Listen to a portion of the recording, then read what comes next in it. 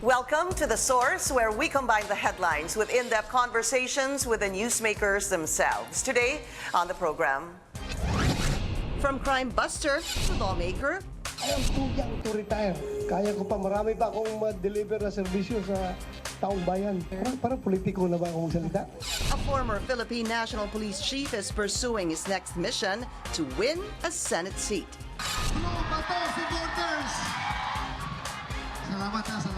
Endorsed by no less than the president himself, The instructions of the president, sabi niya, tumakbo ka, senador. But initially, gustong-gusto ko talaga. he will put the war on drugs and restoring death penalty front and center of his campaign. Why do you insist on trafficking drugs to the Philippines? Ang sagot nila palagi is, your laws here in the Philippines are too easy. You don't have death penalty for drug offenses. But with less Filipinos trusting the drug war, can his advocacy still give him a winning edge? Senatorial candidate and former PNP and Bureau and Corrections Chief Ronald Bato de la Rosa joins us live.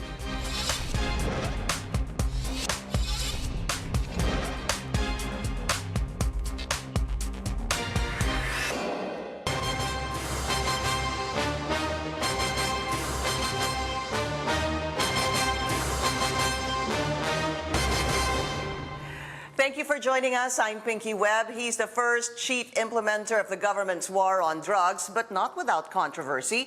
Under his watch, critics slammed the government's anti-drug campaign, calling it a war against the poor.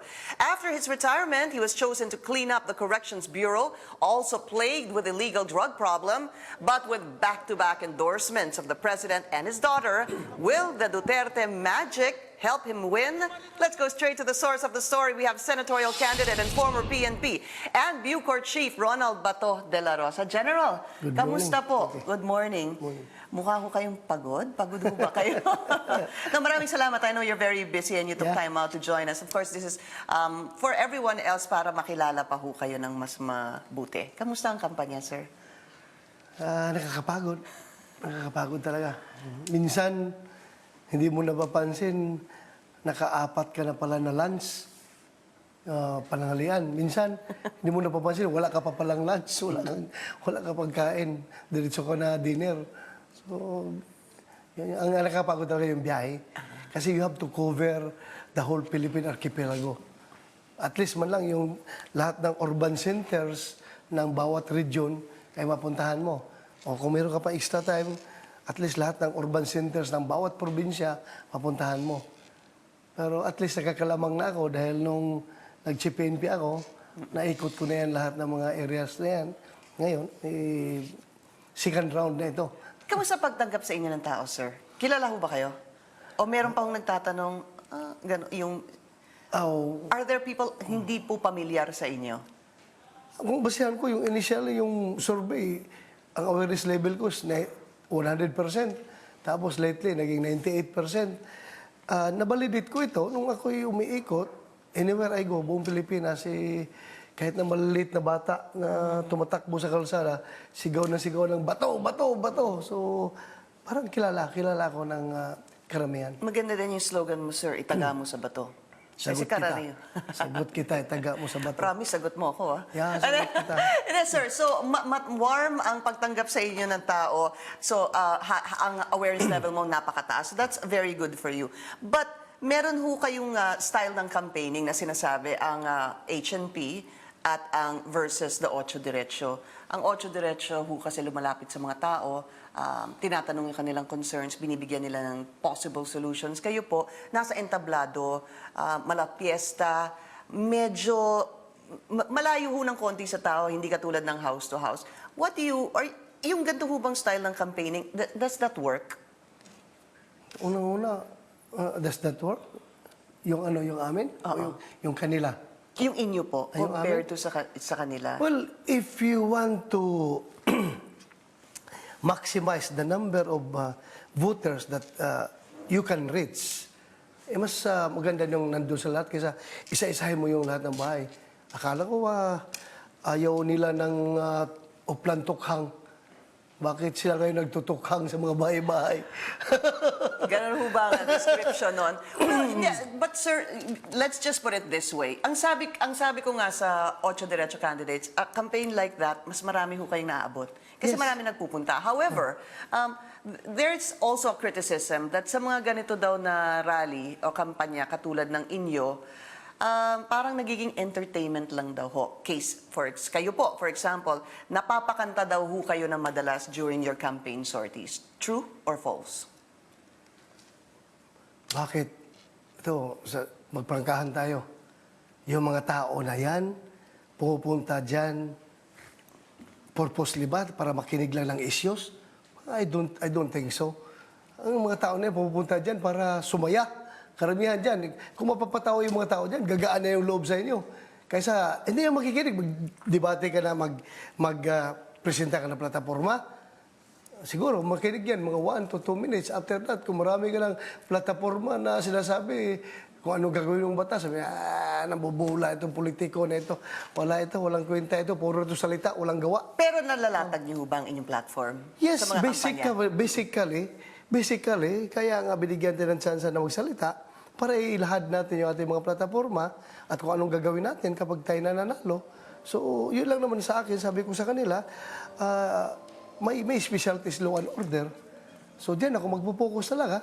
Law and order, peace and order, safety and security. Diyan ako magpo-focus. Ano ho ba ang normal linya na sinasabi niyo during a campaign? Ano ho ang template ninyo? Pagpasok ko, yung kagad, mga kababayan, ako po si Bato de la Rosa, tumatakbo ng pagkasenador. At ang pagtakbo ko na ito, meron akong pinaglalaban. Ang pinaglalaban ko po dito ay hindi kalusugan, hindi edukasyon, hindi infrastruktura, kundi buhay. Buhay ng libon-libong kabataang Pilipino na nasisira ang kinabukasan dahil sa illegal na droga. Kaya sana samahan niyo po ako sa laban na ito. So that is really your campaign promise, the war against illegal drugs, na Yeah. syempre hand in hand kay Pangulo. We'll talk about that a little later on, sir, kasi marami hong kailangan pag-usapan dyan. Yung debate po na hinihingi ng 8 Diretso versus the administration candidates, pabor ho ba kayo dito? Payag ho ba kayo? Payag ako. Baka kasabihin nila, takot kaming makipag-debate sa kanila. Bring it on. Sabi ko, hindi ako makakala na dahil matatalino sila, sasagasaan na lang kami sa debate. Sabi ko, hindi po ako takot makipag-debate. Hindi ako takot makipag-gira sa mga NPA. Hindi ako takot makipag-gira sa mga terorista. Kayo pa na debate lang yan. Hindi ba yan nakakamatay? So why didn't you show up in Plaza Miranda? Paano ako pupunta na? Kasi nung unahin ko, sila o yung aking partido na kinakailangan kami doon lahat para sa aming kampanya, aming sorte. Sabihin naman nung mga local na nag-organize nung rally na yun, sabihin, si Bato, pinaghandaan namin dito na mag-rally. Inisnab kami kasi inuna yung 8 Diretso. O, dito ako sa kapartido ko, samahan ko doon para mag-rally. Kung meron ho kayong makakadebate, isa sa kanila, sino ho ang iyong magiging first choice? Kahit sino.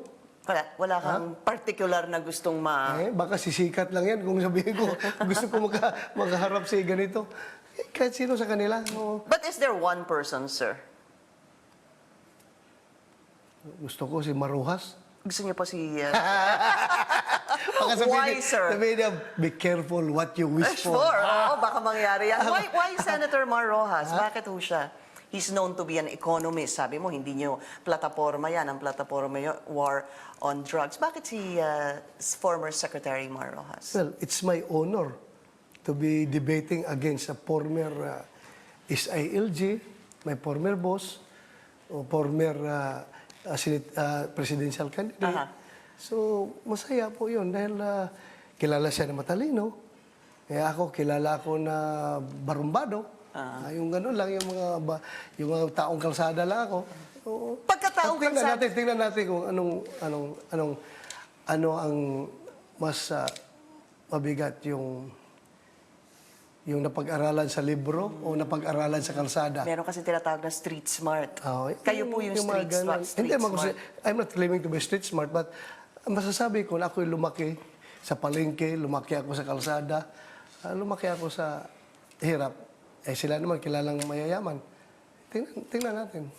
Ang sinabi niyo ho, without the president, sabi niyo po, Digong made me. There's no Bato without Digong. Does that mean, sir, that whatever the president says ay gagawin ninyo? Sigurado ako dahil wala namang sasabihin ng presidente na masama. Puro na may kabutihan gagawin niya. And kailan ba kami nagsimula magsama? 1986 hanggang ngayon. Davao yun, sir.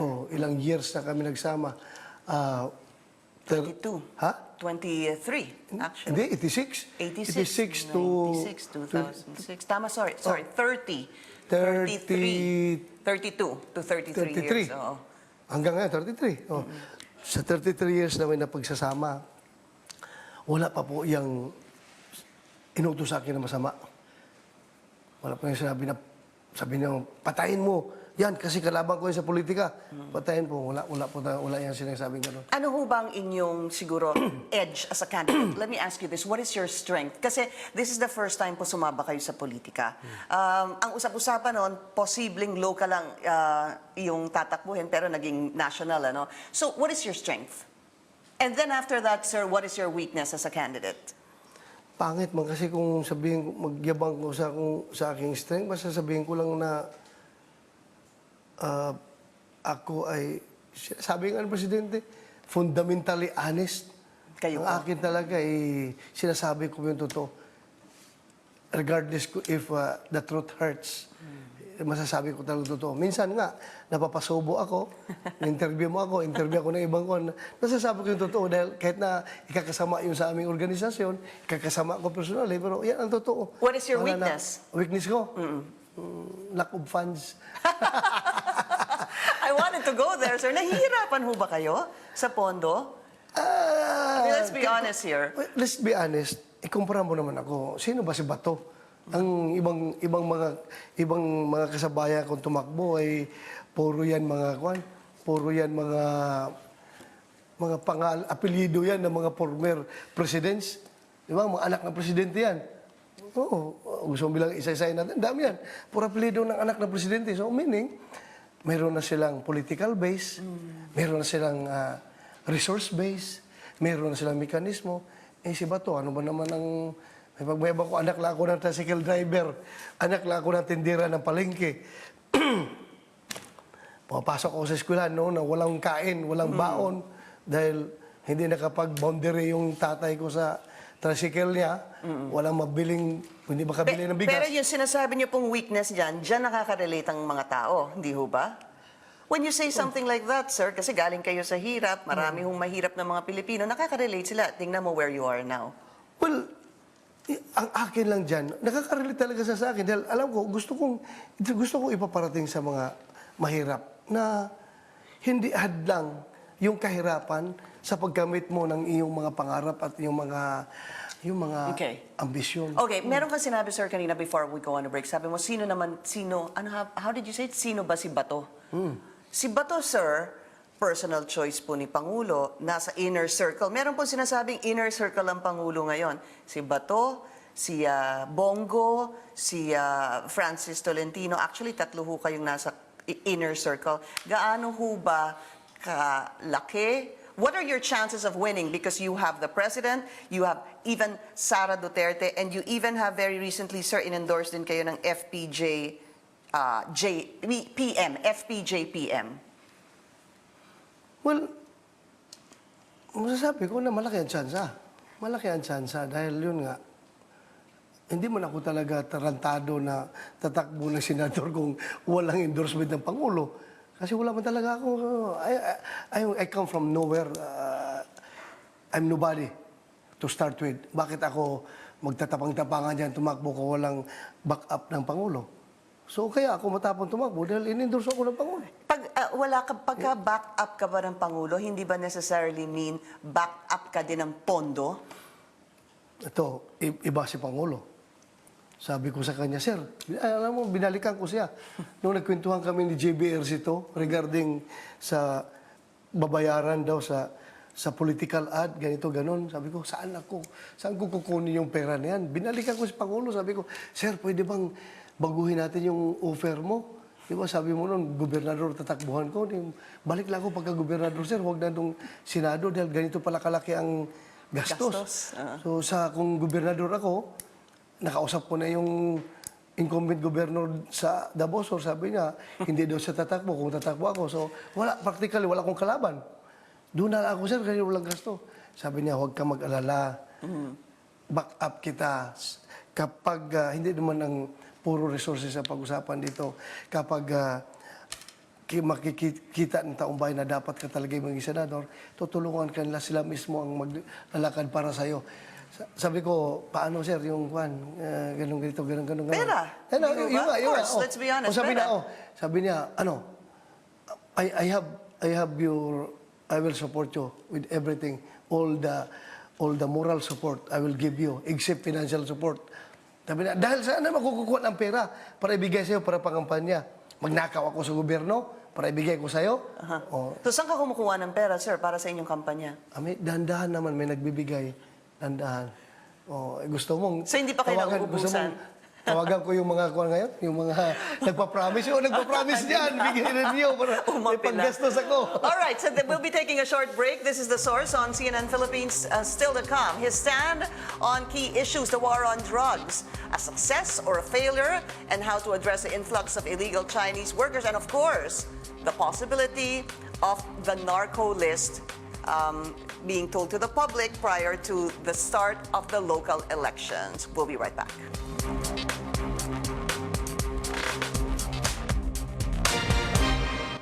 You're watching The Source on CNN Philippines. Our guest today, senatorial candidate and former PNP and Bucor Chief Ronald Bato de la Rosa. Sir, bago tayo sa national issues, yung inyo hubang no experience in politics, could that be an advantage or could that be a disadvantage? Ano ang tingin ninyo? Depende yan sa tao. Kung tingin ng tao, nagsasawa na sila sa mga trapo na pabalik-balik na lang dyan, may edge tayo. Pero kung ang tao naman sabihin na wala pang alam yan, huwag tayo mag-take ng risk na piliin yan. Ako naman, ito lang masasabi ko. Sabi ko nga sa aking mga campaign speeches, itong mga kasamahan ko, lalo na itong mga re-electionist, they have proven their self already sa larangan ng paggawa ng batas. May gumawa na dito ng 600 na batas, meron na gumawa ng 500 na batas, si Bato de la Rosa zero pa. Wala pang nagawa. Wala pang napatunayan. Pero may pagmayabang ko lang sa inyo is that hindi ko na rin mabibilang kung ilang batas ang naipapatupad ko in my 32 years of service bilang alagad ng batas. Kaya ito eksperyensya ko sa pag-implementa ng batas, ito ay hopefully magagamit ko sa paggawa naman ng batas. Dahil nakikita ko sa pag-implementa ko ng batas na itong mga batas na ito ay out of tune na. Itong batas na ito out of touch na sa reality, hindi na angkop sa kasalukuyang panahon. At itong mga batas, kulang ito. Ito irrelevant na ito. So, doon papasok ang aking experience sa law enforcement. Like what? Give me an example there, sir. Ano ho ba yung posible yung pwedeng gawin na outdated na kailangan na hong i-amend? Ang una ko talaga, di ba, sinuspend yung implementation ng death penalty. Ako talaga, paparestore ko talaga yan. Doon sa mga drug traffickers. Klaruhin natin na drug traffickers, hindi kasama dito yung mga drug pushers, drug users, yung mga small-time drug peddlers sa karsada. Ito yung mga big time. Yung big fish. Big fish. Hindi naman trafficking is not a small-time business. Big-time business ito. Okay, you've said that a number of times, but it's good na uulit nyo po dahil posibleng nakakalimutan ng tao. Apart from that, ano ho kaya yung pangalawang nais nyo, kung if you win, another priority bill, sir? Hindi na pertaining to drugs, iba na naman. Oo. Papunta tayo dito sa PNP. Gusto ko ma-improve ang disiplina ng PNP. Alam ko, nung ako'y si PNP, merong akong talagang nilabi sa Congress na maibalik yung training ng pulis sa PNP. Pero itong bill na ito, hindi ko alam kung namatay na, kung nasaan na. So kung ako'y mananalo, hahanapin ko ito at talagang ipupursigi ko ito na maibalik ang training ng kapulisan sa PNP. Dahil presently, there is a great disconnect between the PNP organization and the training function of the PNP. Kasi ibang ahensya ang nagtitrain ng ating kapulisan. And who is that? Which agency That's is PPEC, this? Ah, Philippine Public Safety College, a civilian organization outside of PNP. Hindi ko naman sila sinisiraan pero magaling yung president ngayon. He's really trying his best. Si General De Leon, magaling. Pero kinukulang talaga siya ng resources. You can just imagine, 300 na police, recruits, police trainees, ang nagtitrain sa kanila, nagbabantay sa kanila daily. 3, 4 lang na police. So paano? Impossible. Impossible mo na mantuman yung mga tao niyan. Whereas kung mabalik yan sa PNP, ang the PNP now can deploy as many qualified, yung qualified na magagaling na instructors para gagaling yung ang produkto at disiplinado talaga paglabas. We know that, of course, PNP chief ho kayo, ang tagal niyo po sa serbisyo. But is there anything else that you would like to tell us na pwede niyo ding tutukan maliban sa war on drugs at sa PNP? Meron pa ho ba kayong posibleng direksyon or bills na ifa-file na hindi related to these two? Oh, ito, kuan na ito. Baka sabihin naman ng ibang kandidato nangangagaw ako, pero talagang galing sa puso ko ito na gusto ko talagang gawin. Mayroon kasi, nakikita ko pag nagdiskurso sila, gagawa sila ng Department of OFW, ganon-ganon. Ako, ito lang sa akin na sana gusto ko talaga yung mga OFW natin, lalong-lalo yung mga in distress abroad, yung mga nakakulong dahil nga napilitang lumaban dahil inabuso ng kanilang mga amo o yung mga biktima ng human trafficking.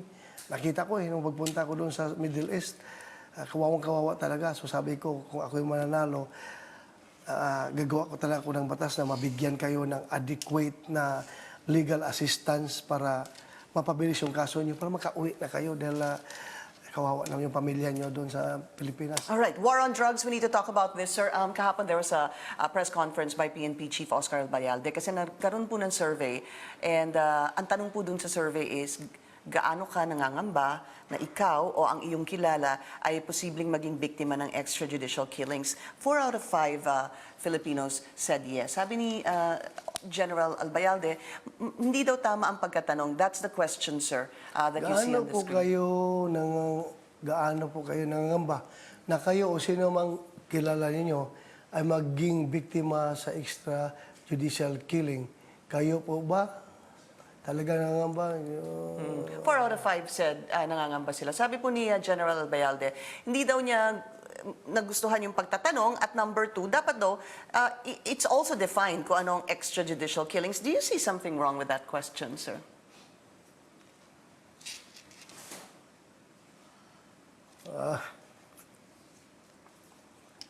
Siguro. Oh, kasi ito, extrajudicial killing. Sino bang naging biktima ng extrajudicial killing kung meron? Di ba ito yung mga drug personalities? So kung ito mga drug personalities, ibig mong sabihin, marami kang kaibigan na involved sa drugs.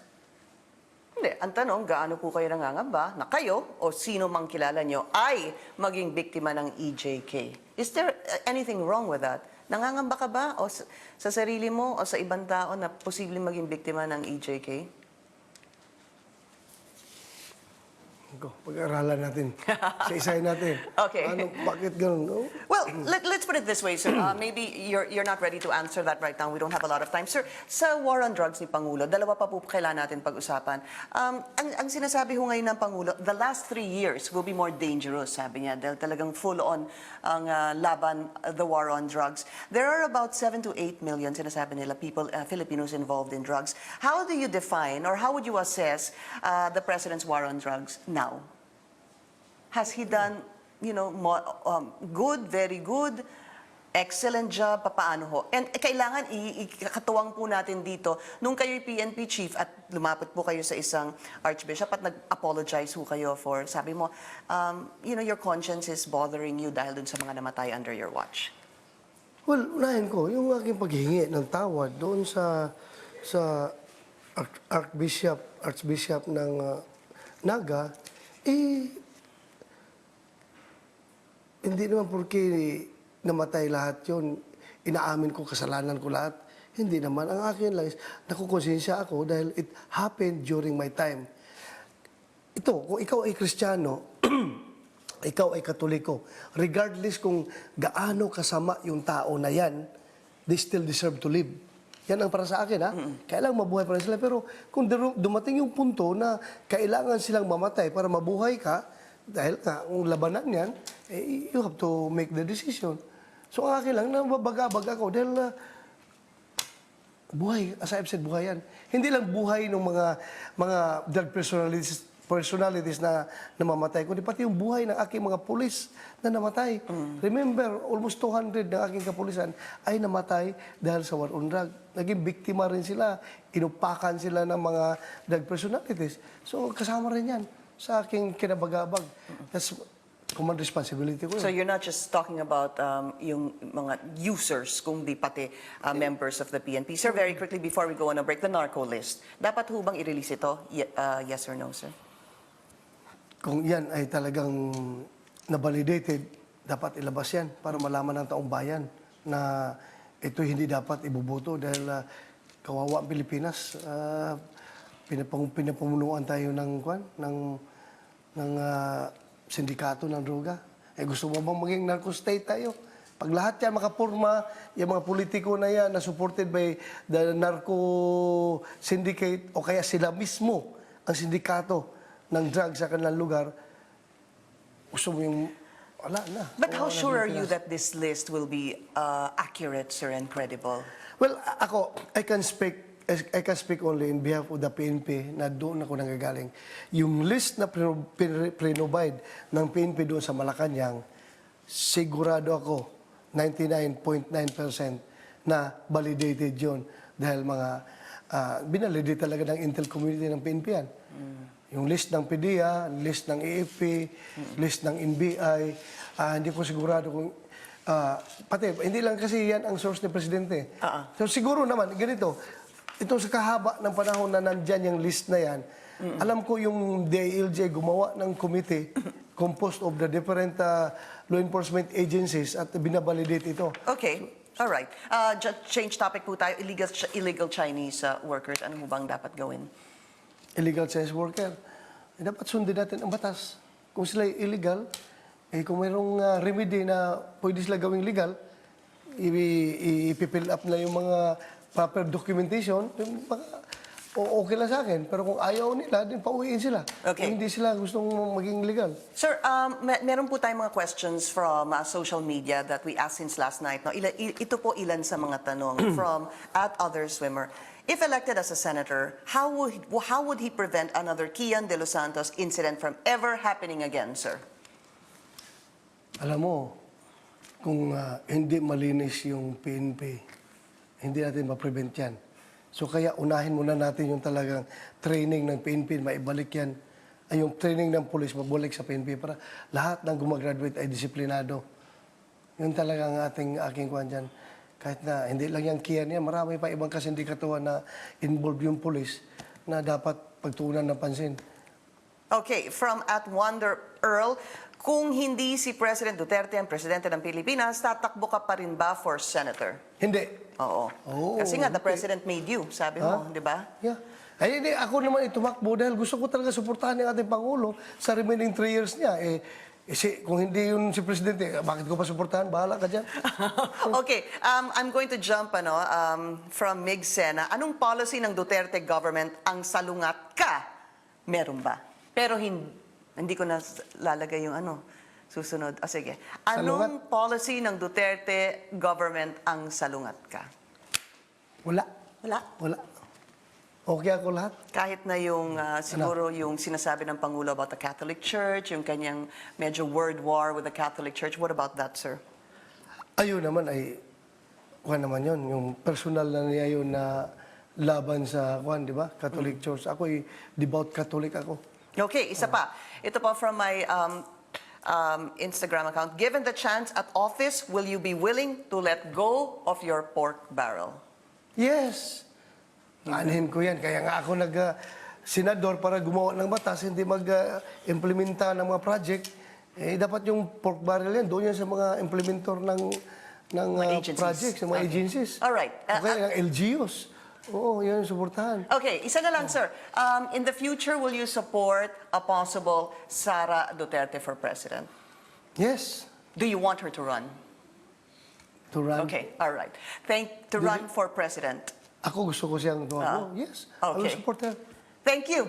Maraming salamat. Wala na po tayong oras. Former PNP Chief Ronald Bato de la Rosa. Sir, good luck to you. And Thank you. maraming salamat for giving us your time. Thank you, Pinky. Thank you for joining us here on The Source. I'm Pinky Webb. You're watching CNN Philippines.